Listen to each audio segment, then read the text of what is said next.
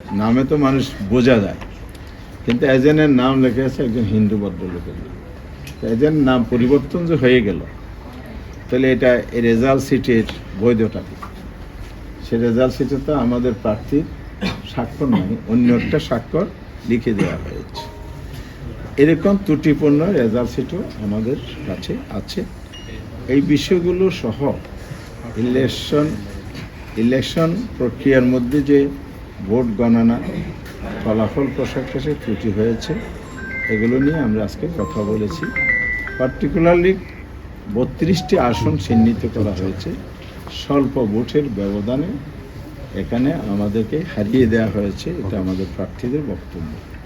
সেখানে আল্লামা মামুনুল হক সাহেব, বাংলাদেশ খেলাফত মজলিসের যিনি প্রধান, জামায়াত ইসলামী সেক্রেটারি জেনারেল অধ্যাপক মিয়া গোলাম পরোয়ার আসন, ঢাকা 8 আসনের নাসিরউদ্দিন পাটোয়ারি, এই নামগুলো আপনারা জানেন, চিনেন, এই জন্য এগুলো বললাম। এই জন্য এই ধরনের আরও অনেকেই, যেগুলো আমরা তালিকা জমা দিয়েছি, কমিশন কাছে বলেছি এগুলো রিকাউন্টিং করা হোক, পুনর্গণনা করা হোক।